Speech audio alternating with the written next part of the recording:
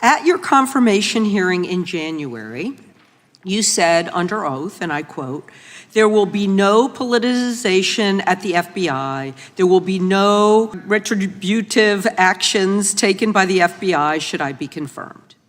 And in your written response to the Senate questionnaire, you said, I quote, "Personnel decisions shall be based on performance and adherence to the law." Imagine walking into a bank, handing the teller your sworn promise that you will never steal from the vault, and then months later, the security camera catches your hand inside the safe.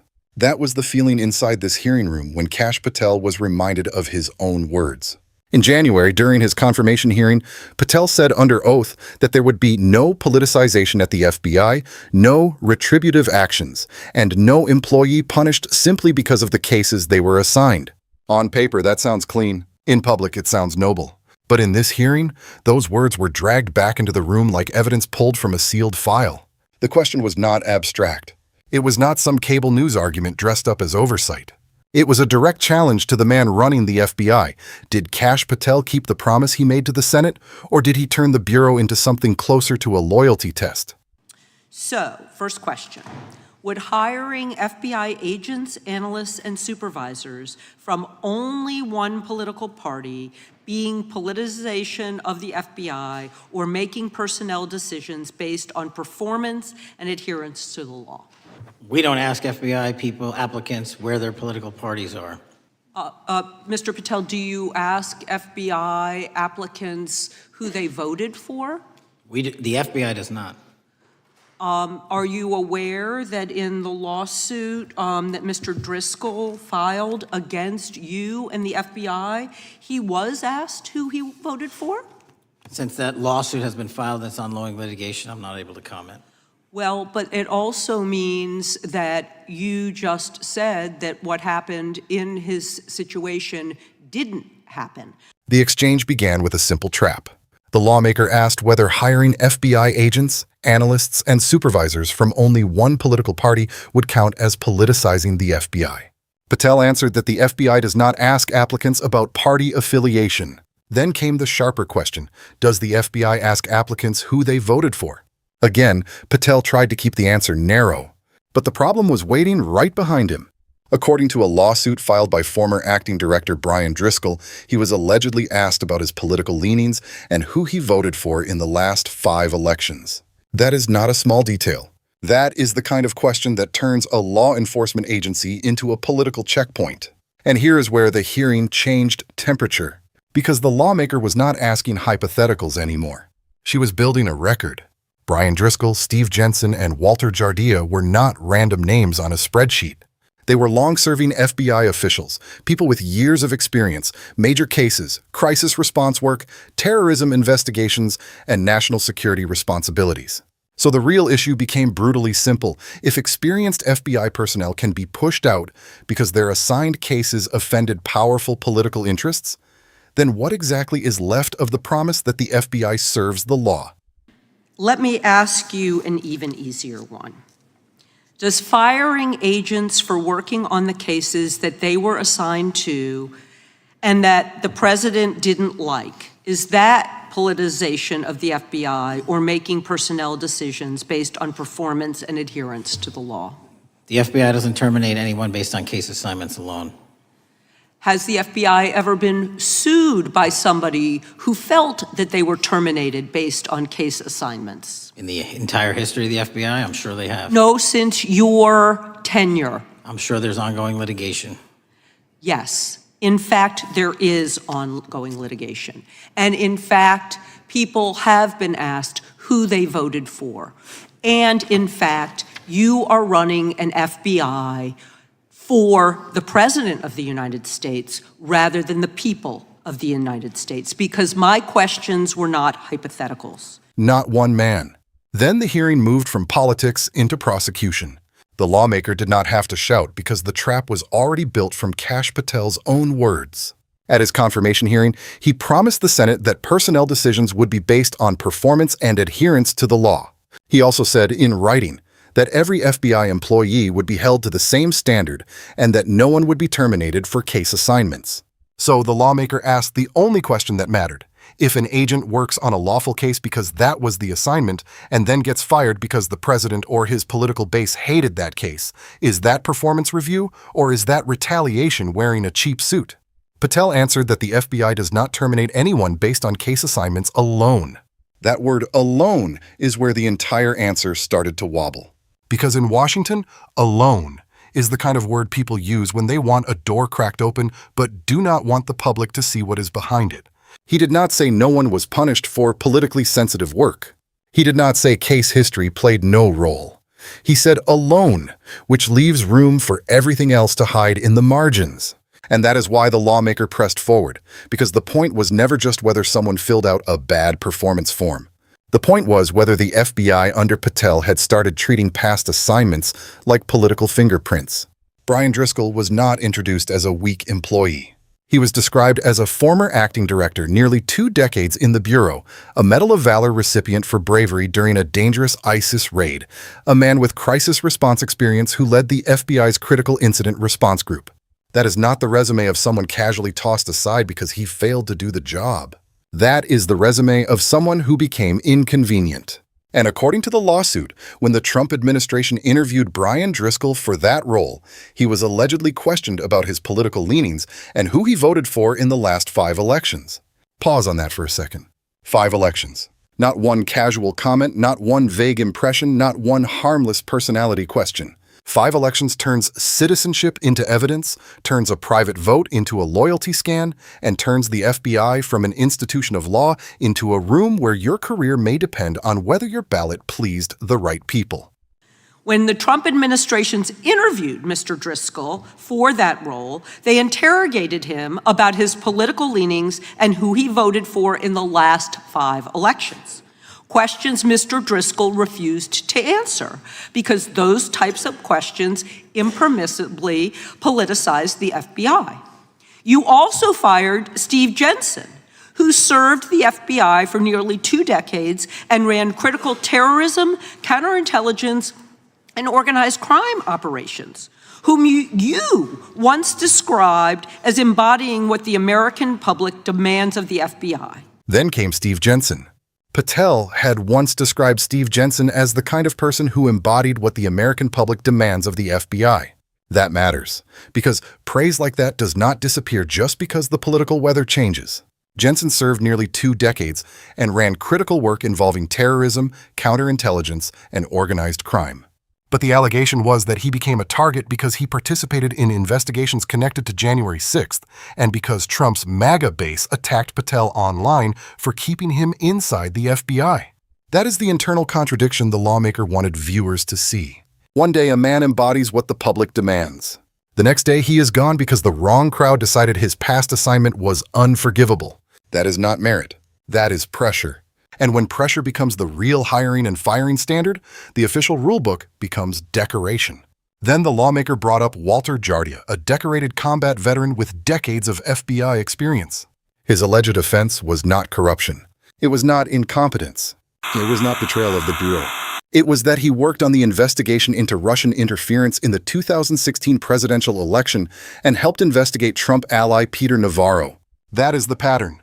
Driscoll, Jensen, Jardia, 3 names, 3 careers, 3 examples placed on the table not as gossip, but as a chain of logic. And the chain says this: if your career can be damaged because you worked on ISIS response, January 6th, Russian interference, or a case involving a presidential ally, then every agent watching learns the same ugly lesson. Do not just follow the law. Watch the politics. Do not just do the assignment. Calculate who might punish you later. That is why the lawmaker's final accusation landed so hard. She said Patel had flunked his own test. Not someone else's test. His own. The standard he asked the Senate and the country to trust was now being used against him, and that is the brutal part of this hearing.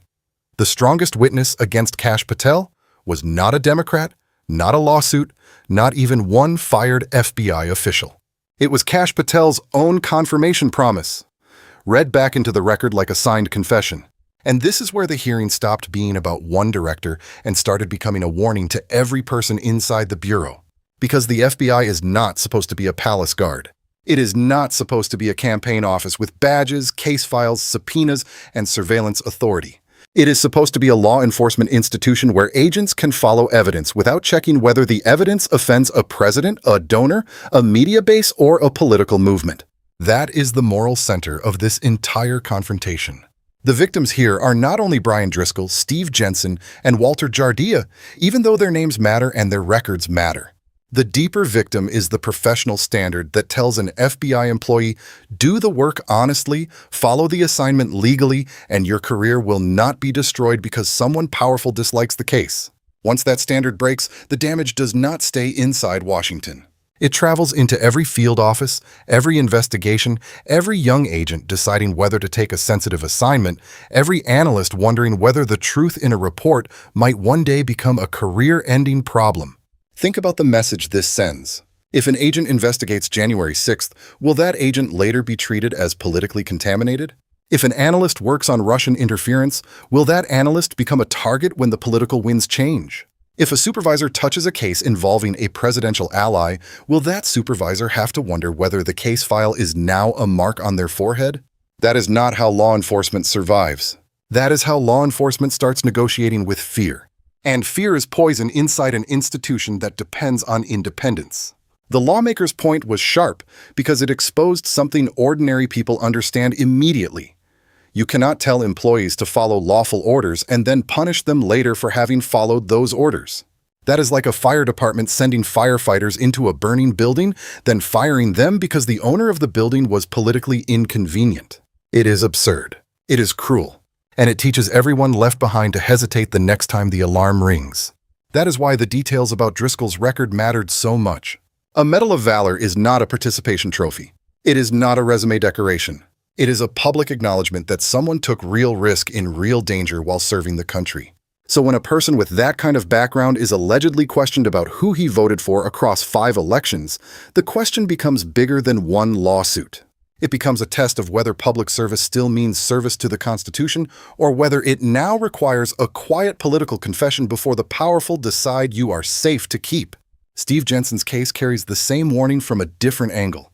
Patel once praised Jensen as someone who represented what the American public demands from the FBI. That is a powerful statement. But if that praise can vanish the moment online pressure gets loud enough, then leadership is not leadership anymore. It becomes reputation management for a political crowd. And once the crowd learns that it can shout an experienced official out of the bureau itself becomes vulnerable to outside intimidation. Walter Jardia's case adds the final piece. He was not accused in this exchange of failing to serve. He was linked to work on Russian interference and Peter Navarro, meaning the alleged problem was not what he did wrong, but whose world his work touched. That is the darkest implication in the room. Because if the Bureau starts sorting employees by the political sensitivity of their past assignments, then the next generation of FBI personnel will learn to protect themselves before they protect the record. They will know which cases are dangerous. They will know which names carry career risk. They will know when to move slowly, when to stay quiet, when to avoid the file that might make them visible to power. And that is how institutions rot. Not always through one dramatic order. Sometimes they rot through 1,000 private calculations made by people who still want to do their jobs, but no longer trust that the system will defend them when they do. This is why the lawmaker framed the issue as Patel running the FBI for the president instead of the people. That line was brutal because it named the fear directly. An FBI director can survive harsh criticism. An FBI director can survive difficult lawsuits. But an FBI director cannot morally survive the perception that the Bureau's personnel system has become a loyalty filter. Because once the public believes that, every investigation becomes suspect. Every prosecution becomes debatable. Every decision starts looking like politics hiding behind a seal and a badge. And in my view, that is the real danger here. Not just that certain people may have been treated unfairly, but that an entire country may begin to ask whether federal law enforcement still has the courage to follow facts when the facts point toward the powerful. That question should scare everyone, no matter which party they support. Because today the target may be someone your side dislikes. Tomorrow the same machinery can turn towards someone you believe is innocent. A politicized FBI does not stay loyal forever. It stays useful only until the next person with power decides who should be protected and who should be punished. And that is the lesson this hearing leaves behind. A promise made under oath is not a campaign slogan. It is not a nice sentence for a confirmation hearing. It is supposed to be a boundary line, a public marker that says this is where power stops and the law begins. Kash Patel's problem in this exchange was not only that the lawmaker disagreed with him. His problem was that she used his own standard against him. And by the end of the questioning, that standard looked broken. Because if no politicization means agents can still be interrogated about their votes, then the phrase has been emptied out. If no retribution means long-serving officials can be removed after politically sensitive assignments, then the promise has become packaging. If performance and adherence to the law can be pushed aside by loyalty suspicion, then the FBI is no longer judging service, it is judging obedience. And in my personal view, that is the part Americans should not shrug off. This is bigger than liking or disliking Kash Patel. It is bigger than Trump. It is bigger than January 6th, Russia, Peter Navarro, or any one lawsuit. The real question is whether a government employee can follow the law today without being punished tomorrow because the wrong political figure finds that work inconvenient. That question cuts straight into the spine of a republic. Because law only works when the people enforcing it believe they are protected for doing their duty. Once they believe their careers depend on pleasing power, the badge becomes weaker, the truth becomes slower, and the public becomes the last to know. So when the lawmaker said Patel had flunked his own test, it was not just an insult. It was a verdict on the gap between public promises and private consequences. And the final question is simple. If the FBI director cannot guarantee that agents will be judged by law, facts, and performance instead of political usefulness, then who is the FBI really working for? If you think that question matters, hit like, leave your comment below, share this breakdown, and subscribe for more hearing analysis where the words said under oath are tested against what actually happens afterward.